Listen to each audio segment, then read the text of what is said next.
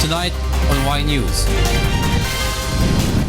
Some Social Security System or SSS members are irked over the impending increase in monthly contributions in May. The Philippines ASEAN chairmanship aims to formulate a code of conduct framework for maritime security and regional peace. The business community awaits new opportunities with the arrival of Japanese Prime Minister Shinzo Abe in the country this week.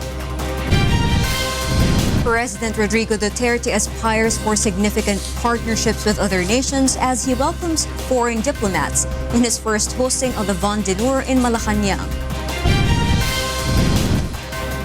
The latest Pulse Asia survey reveals that majority of Filipinos do not believe that enforcing martial law is a solution to the problems the country is facing at present.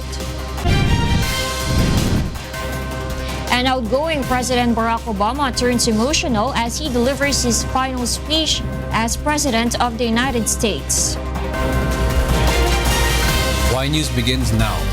From the UNTV News and Rescue Command Center, this is Y News with Angelo Castro III, Gerry Alcantara, and Darlene Basingan. Good evening. President Rodrigo Duterte's approval of the additional 1,000 pesos to pensioners yields mixed reactions from SSS members. Joanna will tell us why. Although some pensioners are happy with the additional 1,000 peso increase in pension approved by President Rodrigo Duterte, some SSS members are not in favor of the new policy that would impose a 1.5% increase to their monthly contributions starting May.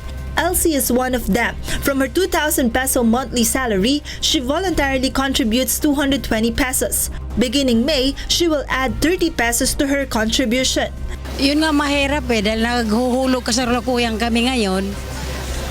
Tulad sa akin, asawa ko, naghuhulog pa lang. Pag nadagdagan, malaki na naman ang kawalan sa amin. Despite others' disapproval, some members have expressed support to the pension hike.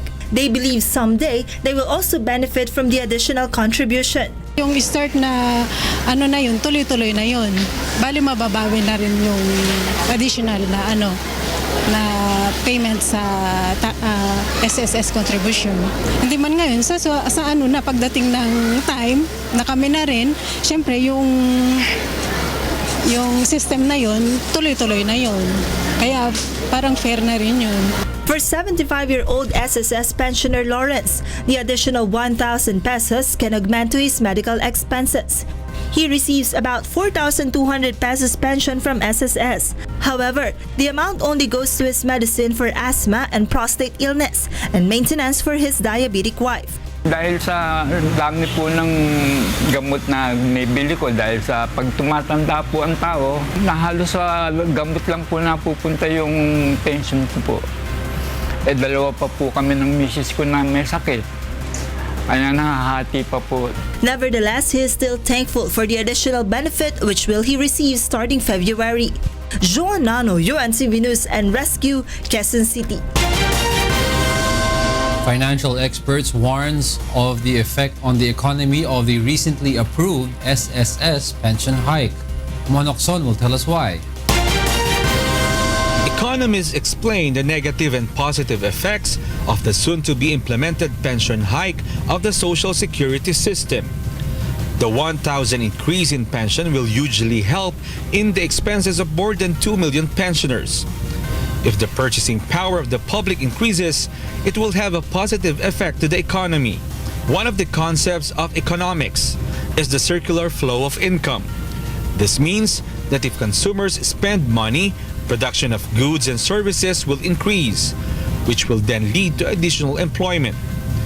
An increase in employment rate means additional income. Workers who will spend the money they earn for goods and services. This is how the money flows in the Philippines. An economist notes that if the pension hike for retired SSS members will be considered as a government spending multiplier and the money retirees get will be allocated for private use, it will result in economic growth. If and when gagastusin ng ating mga retirees for their for private spending, and then that will actually catalyze economic growth. Bibili sila ng kanilang mga pagkain, damit, iikot yung pera. On the other hand, the effects of SSS pension hike will be in the negative if the government, the one to shoulder the funds to be used for the said increase. Meanwhile, some employers are not against the hike in SSS contributions as long as it will result in economic growth. Willing naman po kami magbigay. Kaya nga lang, sa sitwasyon po namin, sa economy natin ngayon, taas ng taas lahat ng halos mga tax tumataas, yung mga bilihin. So, paano ka makakapagdagdag? Some economists believe that to balance the impact of the SSS pension hike to the economy, the government should increase the contribution of SSS members. Mon Hokson, UNTV News and Rescue, Quezon City. Some small entrepreneurs reacted to President Rodrigo Duterte's plan to stop the 5-6 lending scheme of Indian nationals in the Philippines. Nel Maribuhok will tell us why. They could be arrested without any warrant because when they are doing that, they are committing a crime. Indian nationals involved in 5-6 lending scheme may possibly be arrested without warrant of arrest. This is the statement of the Department of Justice after President Duterte's order to arrest and deport those involved in 5-6 schemes. But some entrepreneurs expressed regret over the stoppage of the said lending system. According to some vendors in Malabon Market, even though interests are high, they choose to borrow from 5-6 money lenders due to faster transactions, no collateral, and no long processes like other loan companies. Maraming check. Oh, hindi may schedule pa. Hindi ka mukha ng Bombay pag sinabing kukuha ka, nay. O, sasabihin ko, oo. Eh, marami rikotitos eh. Putang ka, di ba? Imbestigahan ka pa. Kung may collateral ka pa. Ganyan, di ba? According to Mang Victor, with the 300 pesos income from his sales, he sets aside 100 pesos per day for his loan. Meanwhile, Aling Toreng, after decades of experience in the market, every time she's short on funds, she could call the 5-6 lending schemes to borrow money. Ang Bombay nakakatulong din sa walang-wala, di ba? Minsan doon kami kumakapit, wala kami makapitan na puhunan. According to an Indian national who will name as Rancho, they don't have any intention of harassing anyone contrary to popular perception. They actually patiently follow up on payments. Halos lahat ng Indian, papautang sila 1 buwan kalahati, 2 buwan hanggang 3 buwan. 20%. Tapos halimbawa walang hulog, sabihin bukas na, sa sunod na araw na lang, walang magawang Bombay. Rancho says if the system of their lending will be considered illegal, they are ready to have a dialogue with President Duterte if needed. Siguro naman maraming mga alternate na pwede gawin. Halimbawa, bigyan nyo ng license. Hindi lahat ng Bombay dito na may legal. Marami Bombay na illegal dito. Meron mga walang mga papel. Kaya hindi yung dapat damay lahat. Based on the data of Philippine Statistics Authority last 2010, India is the 4th country with the biggest number of citizens in the Philippines. This excludes the number of Indian nationals without legal papers that reside in the country. Nel Maribuhok, UNTV News and Rescue, Malabon City. Foreign Affairs Secretary Perfecto Yasay is hopeful that a code of conduct framework between ASEAN countries will be formulated in this year's ASEAN Summit. Joyce Balancho will tell us why. The Philippines will push for the formulation of a code of conduct framework that will be the basis of the members of the Association of Southeast Asian Nations and China in resolving conflicts and disputes. Foreign Affairs Secretary Perfecto Yasay says as the host of the 30th ASEAN Summit, the Philippines wants to promote confidence-building measures to ensure regional peace and stability. He clarifies, however, that the code of conduct is based on the 2002 Declaration of Conduct agreed by the ASEAN members and China, and this will not include the Hague arbitration ruling favoring the Philippines over the West Philippine Sea dispute. Yasay hopes for the completion of the Code of Conduct at the half of this year. So this has nothing to do with the arbitral tribunal decision. The code of conduct is just simply that framework of a code or conduct that will enable the parties to make sure that in the settlement of disputes, we follow all the legal and diplomatic processes accorded to us under international law. While he claims it is an important matter, the Secretary says the government will not raise the issue of the arbitral ruling during the entirety of the ASEAN meeting with China. With respect to the arbitral tribunal, we feel no special purpose or special benefit to raise this. This is a matter that we will be raising with China at some future time on bilateral talks, and to do and involve others in this in the discussion of this decision will just simply be counterproductive for our purposes. Nonetheless, Yasay says the Philippines will bring up some important matters also concerning the other nations. This includes allowing the Filipino fishermen to return to the Scarborough Shoal, as well as other solutions to de-escalate the maritime tension in the disputed islands. They will also push for trilateral maritime security measures against pirates and kidnap for ransom groups. Solutions to combat proliferation of illegal drugs, human trafficking, and other transnational crimes will also be discussed. On Sunday, President Rodrigo Duterte will lead the launch of the Philippines chairmanship in ASEAN in Davao City. This is the third time that the country hosted this event. The first time was in 1987 during the term of then President Corazon Aquino, and the second time was in 2007 during Gloria Macapagal Arroyo's presidency. Joyce Balancho, UNTV News and Rescue, Pasay City. The Japanese Chamber of Commerce has high hopes in Japanese Prime Minister Shinzo Abe's visit to the Philippines, especially in Mindanao. Victor Cosare will tell us why. Japanese Prime Minister Shinzo Abe is expected to be in Davao City on Friday. This is the first time that a head of state of Japan is visiting the city. Security has already been tightened and the Presidential Security Group will take charge in guarding the Prime Minister. Yung tasking po ng Davao City Police Office is for general area security, the route security, and yung mga stations natin na concerned will be alerted and if in case na merong mangyari. On the other hand, the Japanese Chamber of Commerce expresses optimism that Abe's visit to the Philippines would further boost the economic relations between the two nations. The group also sees more potential in Mindanao in terms of exporting goods to Japan. I think we have been the biggest country to import Filipino products. Still continue, I think, in future also. Especially from Mindanao. While in Davao City, the Prime Minister is expected to visit Mintal Elementary School, where a monument of Japanese businessman Ota Kyozaburo stands. Kyozaburo was responsible for establishing the first abaca plantation of Japan here in the Philippines, and he was also instrumental in the growth of Japanese businesses in Davao. Marami masang naitulong sa Japan yung economic doon. Itong abaca, pinadala man niya sa Japan. Kaya tinawag siya nga itong ang purpose nito para sa kanya. Overwhelming po talaga sa part namin. It is because sa kadami ng places dito sa Philippines, we are chosen as we are included in the itinerary of the Prime Minister. Also, Abe is expected to visit a cemetery in Barangay Mintal where several Japanese who died before and during the World War are buried. Victor Cosare, UNTV News and Rescue, Davao City.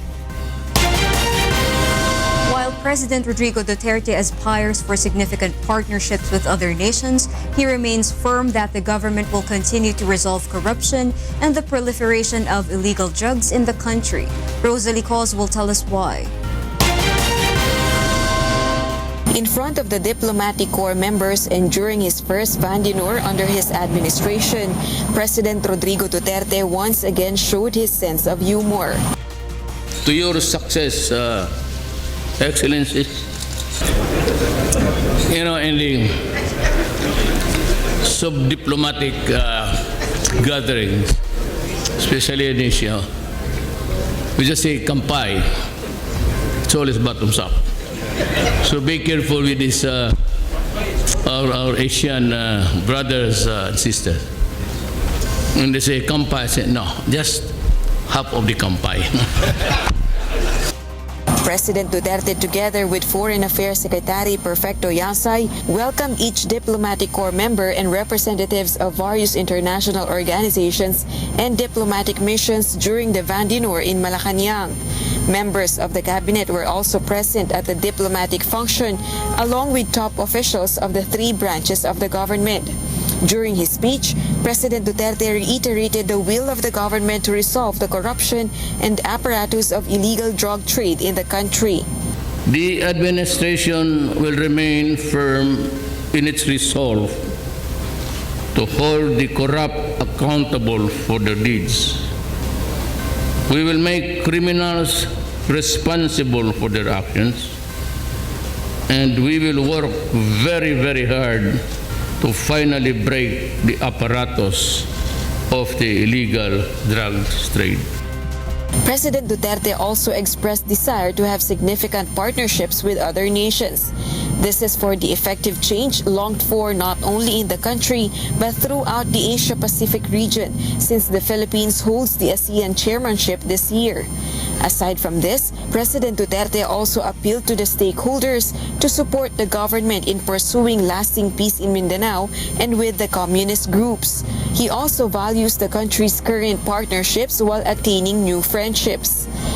Friendship, after all, knows no bound. The Philippines has and will continue to build on our friendship, founded on a common objective, shared values, and time-honored principles of international law. Meanwhile, Vice President Leni Robredo was notably absent at the event. Rosa Licos, UNTV News and Rescue, Malacanang.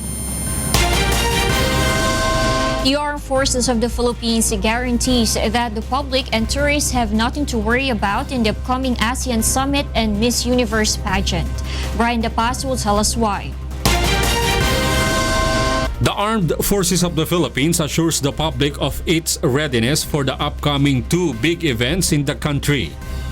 AFP has already deployed additional personnel to help the Philippine National Police in maintaining peace and order and prevent any security threat.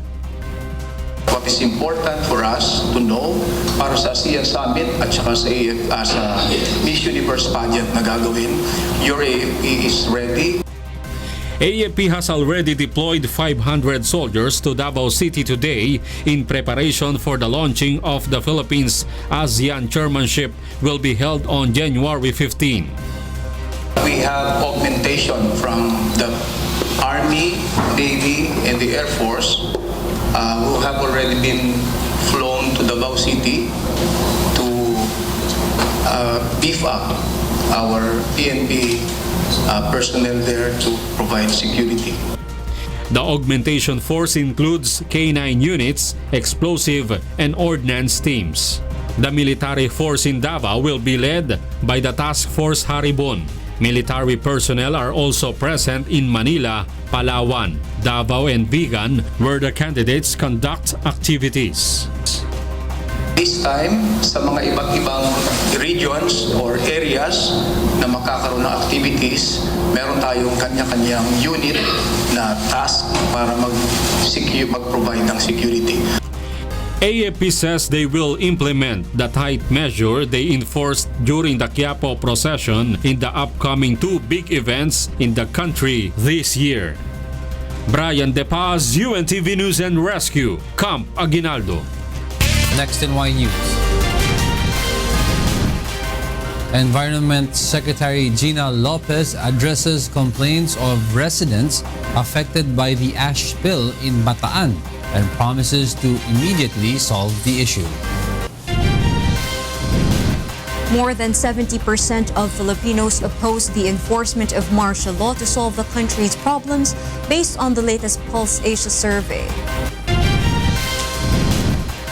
And the Department of Energy looks into alternative energy sources to solve electricity problems in the country. Y News will be right back.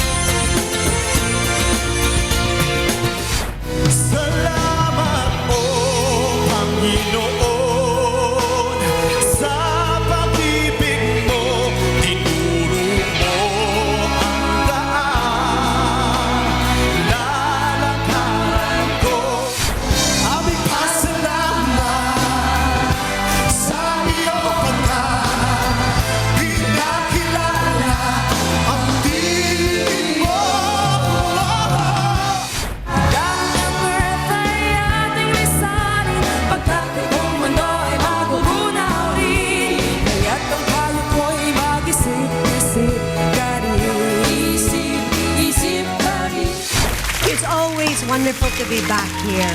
Gave me the opportunity to share a bit of mine. Ang kanta ay istorya at ang interpreter ang tagapagkwento. Pag ang istorya ay magulo, pati ang tagapagkwento ay naguguluhan din. Watch ASOP Music Festival this Sunday on UNTV.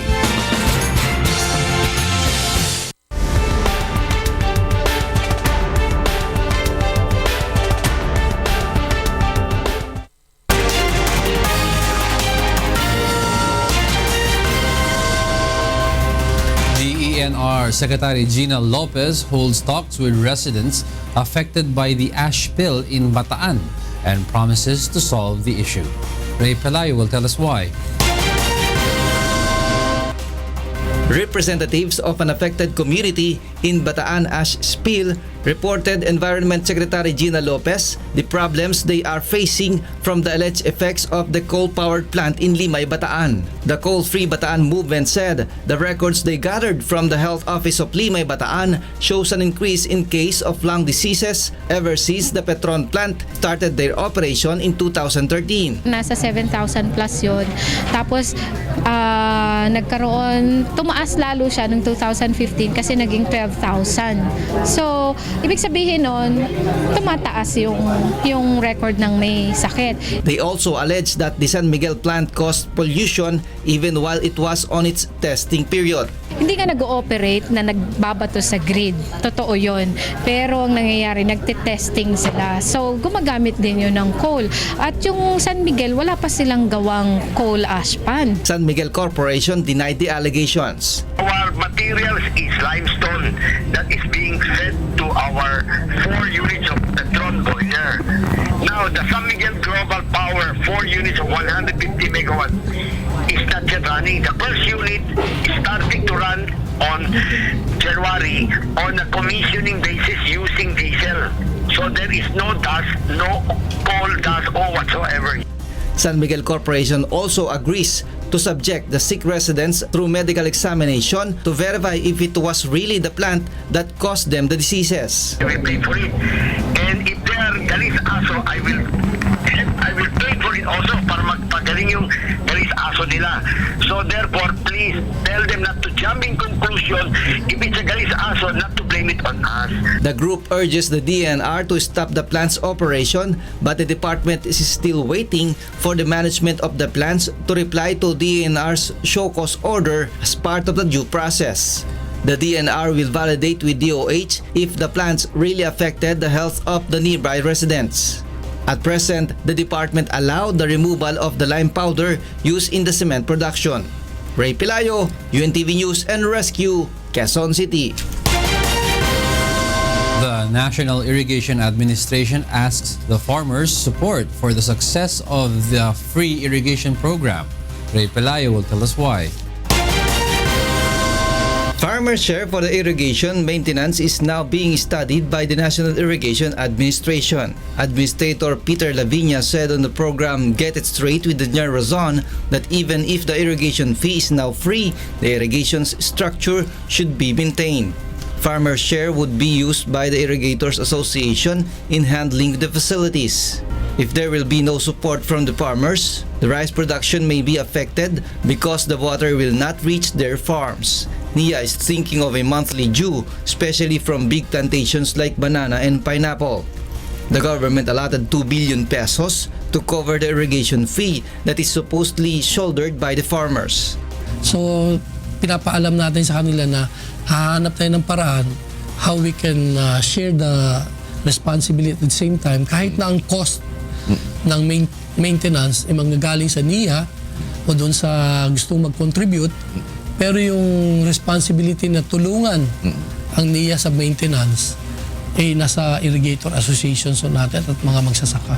NIA also confirms that a number of projects are now for execution since the 2016 budget has already been released. The agency has also identified 300 sites as possible locations of mini hydropower plants that may be a source of income and may contribute to the electric supply in the country. NIA also opened the bidding to more contractors after the administrator discovered that there are only few contractors involved in their projects. NIA also may waive the 13 billion pesos worth of collectible irrigation fee from the farmers if Congress will pass a bill that would condone the amount. The agency is also finalizing the FOI manual so that the public may have easy access to information from NIA. Ray Pilayo, UNTV News and Rescue, Quezon City. A latest survey from Pulse Asia reveals that more than 70% of Filipinos are not in favor of enforcing martial law to resolve the problems the country is facing. Aga Kakbay will tell us why. 74% of Filipinos are against the implementation of martial law in resolving the country's problems, according to the latest survey of Pulse Asia. Only 12% are in favor, while 14% are undecided. The opposition to martial law is prevalent among all socio-economic classes, age groupings, and gender. One important issue before the survey was conducted was the move of the Supreme Court to allow the burial of former President Ferdinand Marcos, who declared martial law in 1972 at alibingan ng mga bayani. For his part, Senator Bam Aquino says the military rule has left deep wounds to human rights victims under the Marcos regime. That is why he is hoping that the palace will listen to sentiments of anti-martial law advocates. The senator also believes that there is a need for a new way to resolve the country's problem in illegal drugs and terrorism. Clearly, kitang-kita naman, 74% yung mayorya ng taong bayan ayaw na ng martial rule at naghahanap ng mga bagong solusyon sa mga problema natin. Presidential spokesperson Ernesto Abella meanwhile emphasizes that President Duterte himself has long been reiterated that the enforcement of martial law can never bring positive change to the lives of Filipinos. The Pulse Asia survey was conducted among 1,200 Filipinos from December 6 to 11, 2016. Aga Kakbay, UNTV News and Rescue, Quezon City. The Philippine National Police is hoping that Congress will be able to pass the PNP Reorganization and Modernization Act with this 17th Congress. Grace Casin will tell us why. The proposed PNP reorganization plan was first submitted to Congress in December 1998 but is yet to be enacted. That is why the PNP is hoping that the bill will be enacted into law during the current Congress to set guidelines and new structures for the PNP. The bill also seeks to allow the PNP to handle the trainings of police recruits. According to Police Superintendent Sancho Celedio, there is a big difference in having the agency manage the Philippine National Police Academy and the Police Public Safety Academy. The PPSC lacks accountability as to the quality of performance of police personnel who graduated from its training programs institutions. There is mismatch between the PNP training expectations and requirements and the actual service provided by the PPSC. The bill also includes the employment of K-12 graduates or applicant with 72 collegiate units into the PNP, and lowering the height requirement for PNP applicants from 5'4" to 5'2" for male and 5'2" to 5' flat for female. Marami silang kinoconsider na factors, but we're hoping na, especially now that the Chief PNP himself has mentioned some very important need to bring PNP into the PNP. Both houses of Congress have their own version of the bill currently pending in their respective committees. Grace Casin, UNTV News and Rescue, Camp Crame. The Armed Forces of the Philippines is investigating the motive behind the killing of 8 seafarers of a fishing vessel found at the Zamboanga Peninsula yesterday. According to the AFP, they have no information yet about the perpetrators of the crime, though they have received reports that the crime was possibly due to a family feud. Nagpapatuloy pa rin ang kinakandak nating pursuit operations as requested to us by the Philippine National Police and the Philippine Coast Guard. In other news, the Department of Energy is looking into the possibility of using renewable energy to solve power shortages in the country. Aiko Miguel will tell us why. The Energy Department is continuously looking into possible alternative source of electricity because the country's supply is getting thinner. nagpipigil po tayo makahanap ng bagong source ng enerhiya tulad ng langis, gas at mga uling. Likewise, the Malampaya gas facility is also scheduled for a maintenance shutdown from January 28 to February 18, 2017 in order for maintenance works to proceed on its subsea facilities. On the course of the maintenance work, the facility will be using diesel fuel, which is more expensive than natural gas that the plant regularly uses. For these reasons, DOE is looking into the possibility of using alternative resources as solution to the country's problem on power supply. Some of the considerations are renewable energies such as solar, thermal, biomass, hydroelectricity, and geothermal heat, among others. Still, DOE appeals to the public to conserve energy as much as possible. Meanwhile, the Subic Bay Metropolitan Authority or SBMA is also contemplating on establishing an alternative source of electricity such as a solar power plant.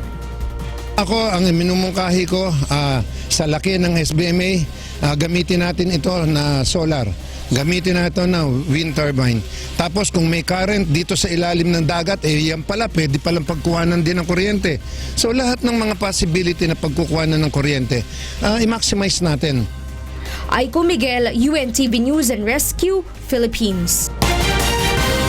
Mayor Jesse De Jesus of Kalumpit, Bulacan responds to concerns of residents regarding the alleged mismanagement of the municipality's Cash for Work program.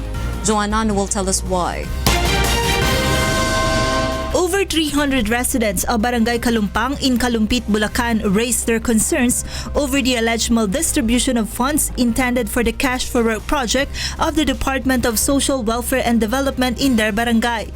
In response to this, Mayor Jesse De Jesus admits in an interview with UNTV that there had been a problem on the part of the barangay officials for submitting to the SWD an inaccurate list of beneficiaries. The list included a 2-year-old child, 15 deceased individuals, and a married couple who are supposed to be accounted as one recipient. Nevertheless, De Jesus assures that the incident will not happen again in the future. Sa listahan ng mga barangay ay hindi that accurate. Magiging ano na lang po siguro to guide at magiging lesson hindi lang sa barangay kundi kami na talagang magiging maayos ang mga susunod na listahan. Meanwhile, De Jesus defends the use of coupons or stubs by the municipal government. He explains that the measure is necessary to regulate and identify legitimate recipients. Naubaya sa amin yung sistema. Kagaya din ng ginagamit namin pag kami nagbibigay ng relief goods during the time ng calamity. Ito ang mag-identify at ito ang dadalhin ng isang nabigyan ng stub sa ating validator.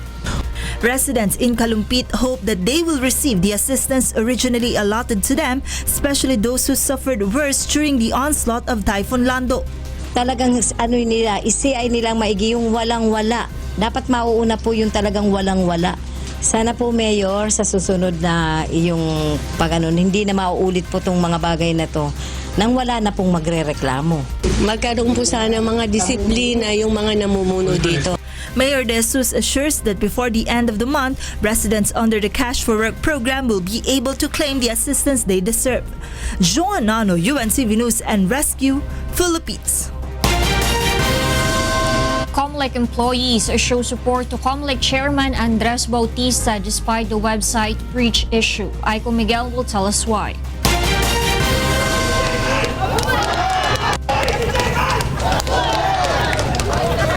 At noon today, the employees from the regional and field offices of the Commission on Elections in Luzon gathered in front of the COMELEC main office to show support to COMELEC Chairman Andres Bautista in spite of the issue on COMELEC or the massive website data breach. The employees particularly came from NCR, Region 4A, Region 4B, and the nearby COMELEC offices. You could just wonder how a victim could be prosecuted for the hacking when you are the victim. When you are supposed to be protected instead of being prosecuted. The COMELEC chairman was overwhelmed with the support they have shown. He also expressed his feelings for being singled out on the issue of the website breach. Medyo ikinasasama ng loob, bakit pa merong rekomendasyon na magkaroon ng criminal fact-finding? So, pero nandyan na yan. So, sabi ko nga tayo sa buhay, may kanya-kanyang hamon, may kanya-kanyang krus na pinapasan. He says that COMELEC is ready to coordinate with the recommendation of the NPC to assure if they are really following the law on data about privacy and security measures. COMELEC's election officers are also set to have a workshop on January 18, 19, and 20 to tackle all the data privacy and implementing rules and regulations for the privacy of the information of voters. Itong sa aming workshop ng COMELEC lamang to discuss our own rules in respect of NPC's implementing rules, nag-imbita rin kami ng mga resource persons from NPC. Para maliwanag lang kung ano yung gusto talaga nilang ipatupad dito sa batas. Chairman Bautista is also set to submit a motion for reconsideration to the National Privacy Commission. Kung hindi kami matagumpay doon, meron pa ng mga remedyo sa korte. Pero in the end, nasa sa taas yan kung ano mangyayari. Aiko Miguel, UNTV News and Rescue, Commission on Elections. The northeast monsoon is affecting Luzon and eastern Visayas. Pag-asa says heavy rains that may trigger flash floods and landslides may be experienced in Bicol region, the provinces of Aurora and Quezon. Light to moderate rains will be experienced in Caraga, Visayas, Metro Manila, rest of Calabarzon, and provinces of Mindoro, Marinduque, and Romblon. Light rains will also be felt in Ilocos region, Cordillera, and Cagayan Valley, while isolated rain showers and thunderstorms will prevail in the rest of the country.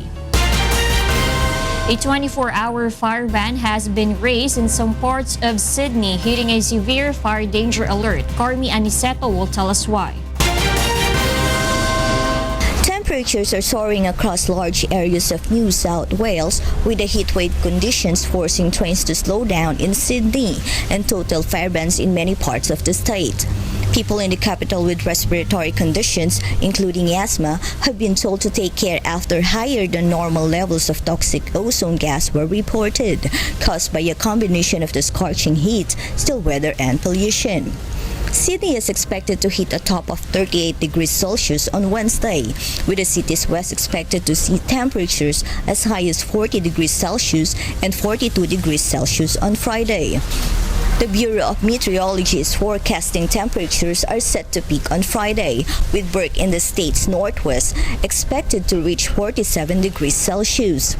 The hot weather prompted the Rural Fire Service to impose a total fire ban on the Greater Sydney, Greater Hunter, Central Ranges, Southern Slopes, and Northwestern districts. Residents say it's better to be careful than sorry. Yeah, I think total fire ban is a very good idea because of the risk of fires, and to help with that, I guess we don't light any barbecues. People have got to be careful when they're smoking, and just have to be very careful with what they do with any naked flames. It's very essential because Australia being such a dry country, bushfires get out of hand very quick and they cause a lot of damage. You've got to make sure you don't light any fires outside when there's a fire ban on. Authorities advise people to stay hydrated and avoid heat stress, with thousands expected to flock to beaches over the coming days. Carmi Anicito, UNTV News and Rescue, Sydney, Australia. Coming up,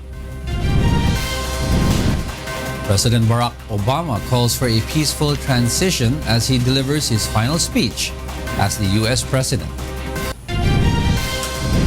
Refugees brave snow and sub-zero temperatures in gray camps as midwinter icy spells and snowstorms grip Central and Southeastern Europe. And the World Handball Championship Games kick off in France. More from Y News after this break.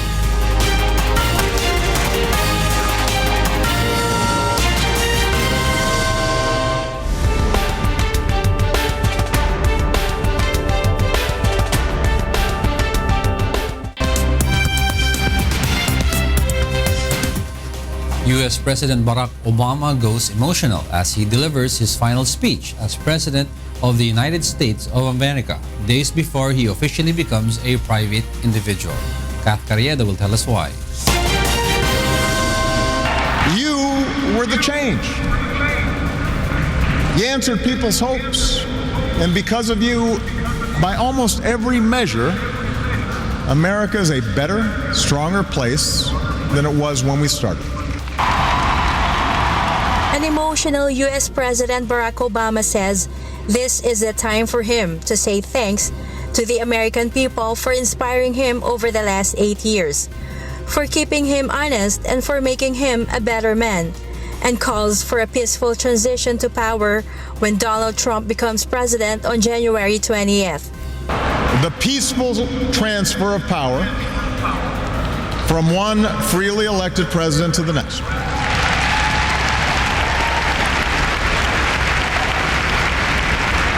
I committed to President-elect Trump that my administration would ensure the smoothest possible transition, just as President Bush did for me. Obama went on to list the accomplishments of his 8-year presidency. If I had told you 8 years ago that America would reverse a Great Recession, reboot our auto industry, and unleash the longest stretch of job creation in our history,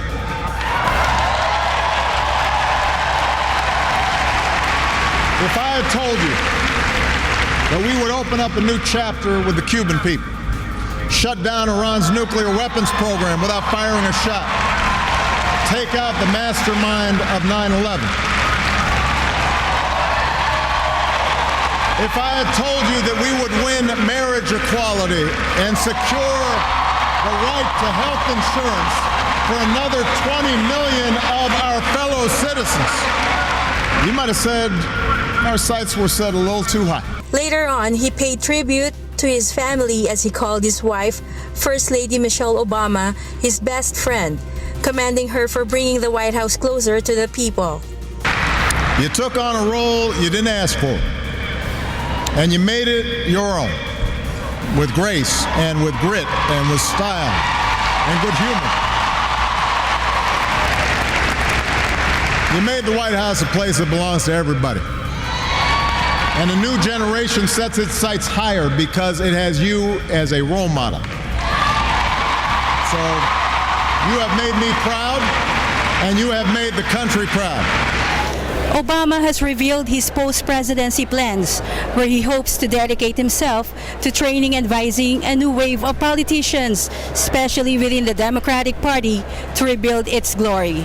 The Democratic president is feeling some nostalgia as he prepares to leave the White House on January 20 after 8 years in office. And unlike most first families who are eager to return to a life far away from the White House, the Obamas will be spending their first 2 years as private individuals just around Washington, D.C. Kath Carriedo, UNTV News and Rescue, Chicago, USA.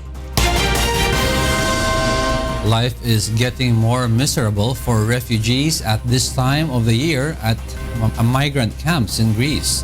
June Garin will tell us why. Migrants stranded in Greece suffered sub-zero temperatures and heavy snowfall on Tuesday at camps not designed for winter weather.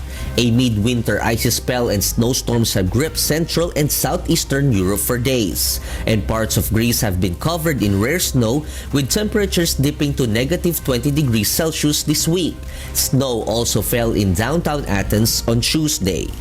At a camp near the village of Ritsona, about 80 kilometers north of Athens, temperatures hovered at negative 1 degree Celsius as thick snow fell. The camp, where several hundreds of migrants have been living for months, is a collection of containers in a forest where clothes left on hanging on lines outdoors had frozen stiff. As children built snowmen and held snowball fights, the adults covered the containers with plastic tarps and used tree branches to make fires. It's very cold for children. It's very cold, you see. Yes, it's not like Syria or another country. Here outside in the city, and you haven't city near. More than 60,000 refugees and migrants have been trapped in Greece since Balkan countries along the main northward overland route to wealthy Western Europe sealed their borders last March. Most now live in overcrowded camps in abandoned factories or warehouses or in tents which lack insulation or heating.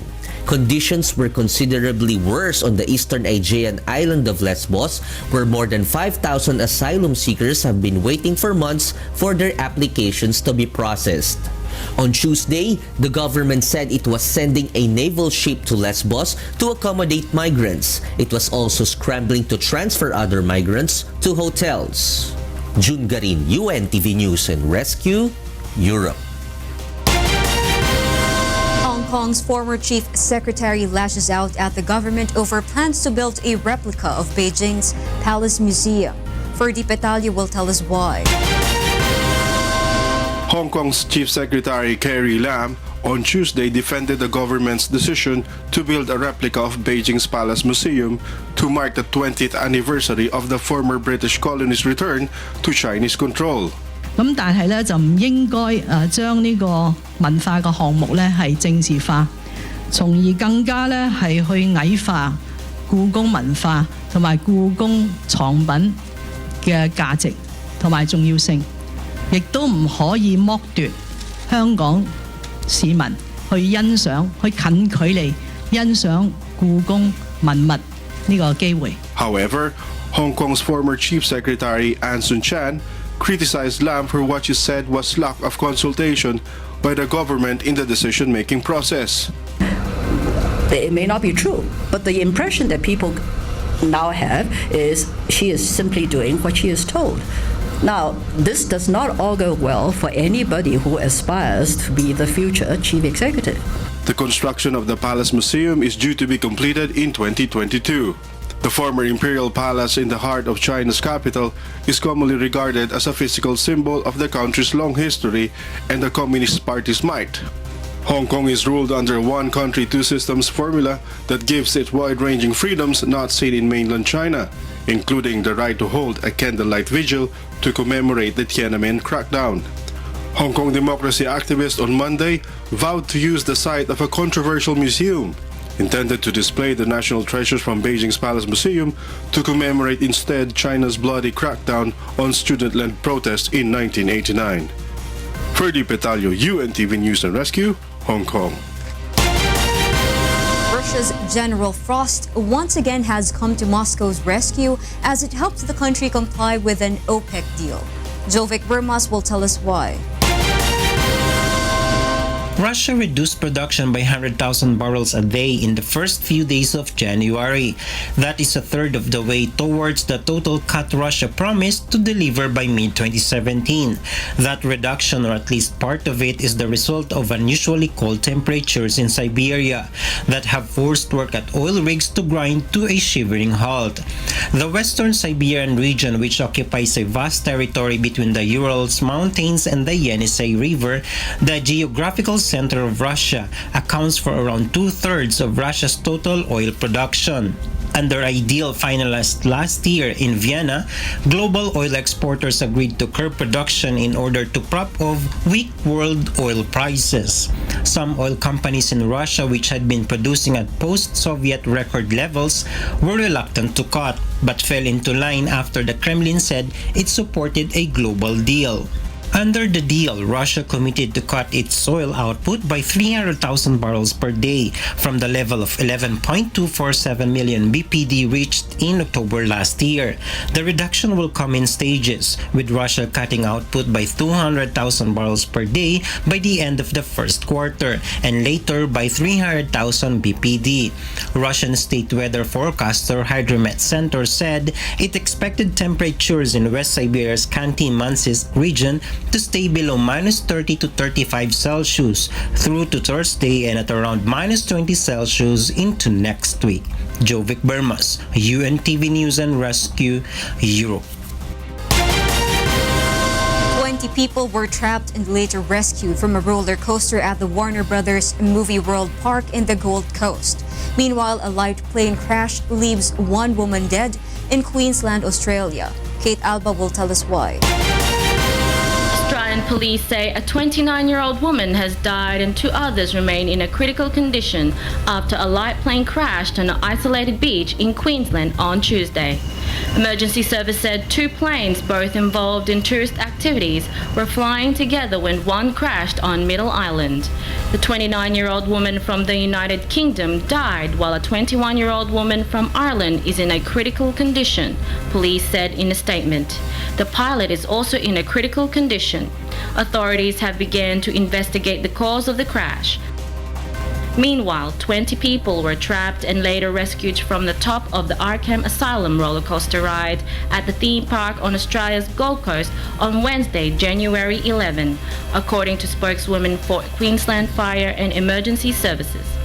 4 people were helped down by emergency personnel using a ladder platform, the spokeswoman said. There were no reports of the injuries, but a triage area had been set up within the park. General Manager of Movie World Craig Young was quoted as saying there was a mechanical problem with a chain on the ride. The incident at the Warner Brothers Movie World Park, owned by Australia's Village Roadshow Ltd, came after a deadly incident at a theme park in the same region, owned by rival Ardent Leisure Group last October.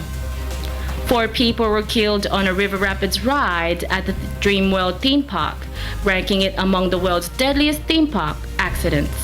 Kate Alba, UNTV News and Rescue, Brisbane, Australia.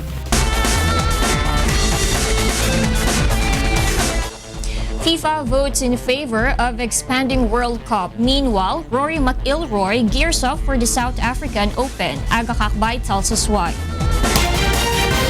World number 2 Rory McIlroy will be keeping a promise to fellow major champion Ernie Els when he joins the lineup at the South African Open this week as the European Tour begins a new calendar year.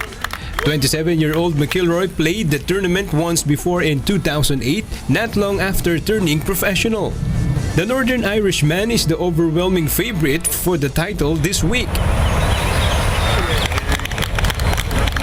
Yeah, it's playing well. It's quite soft, obviously, with the rain that the area's had. So, I think the scoring will be reasonably good this week, as long as you can put your ball in the fairway. So, made a few birdies out there, and felt like the course was, it was pretty comfortable out there. The South African Open will be held at the Glendower Golf Club in Gauteng, South Africa on January 12 to 15, 2017. The South African Open, the world's second oldest national open after the Open Championship, began 120 years ago in 1893, 33 years after the first ever Open Championship. Meanwhile, after the FIFA Council agreed unanimously to expand the World Cup to 48 teams on Tuesday, the governing body's President Giovanni Infantino reiterated his belief that increasing the size of the competition will increase levels of soccer across the world. FIFA voted to expand the World Cup to 48 teams from its current 32, brushing aside concerns that the expansion would lower the overall standard of the tournament. Soccer's governing body said that the FIFA Council had voted unanimously in favor of the change, which will be introduced at the 2026 tournament. What my opinion is, and I think the facts of the past show it, is that the overall quality of football is growing tremendously. At the last World Cup, 2 powerhouses of football, Italy and England, were eliminated by Costa Rica, which is a good team. It's not Argentina of Messi or Brazil of Neymar, it's Costa Rica. A good team that eliminated Italy and England at the last World Cup. So we see that the global level, the general level of football is increasing all over the world. Aga Kakbay, UNTV News and Rescue, Philippines. The World Handball Championship kicks off under high security across France. June Garin tells us why. The 25th Men's World Handball Championship is set to begin in France on Wednesday, a tournament which organizers say will be held under high security due to the state of emergency across the country after a spate of Islamist attacks. It is the 3rd time France have hosted the championship, which kicks off with the match between France and Brazil in Paris.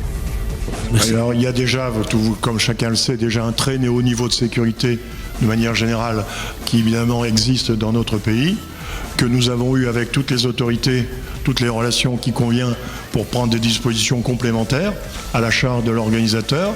Nous avons signé avec le ministre de l'Intérieur une convention qui précisait justement la répartition des compétences et des dispositions que nous devions prendre entre un renforcement éventuellement des forces de l'ordre dans certains moments pour certains matchs et des dispositions que nous, le comité d'organisation, avons prises à notre charge sur l'organisation.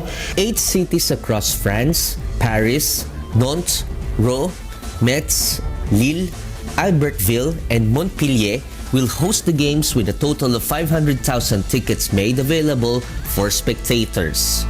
The biannual championship will see 24 qualified teams, including Germany, Spain, Saudi Arabia, and Russia, take part in the tournament, which this year will make use of an improved video proof system to assist referees. So still, the referees have always the last decisions, but in 9 different situations, depending what happens on field of play, the referees or the official can ask for the video proof and go to the monitor to check the situation and to have the final judgment.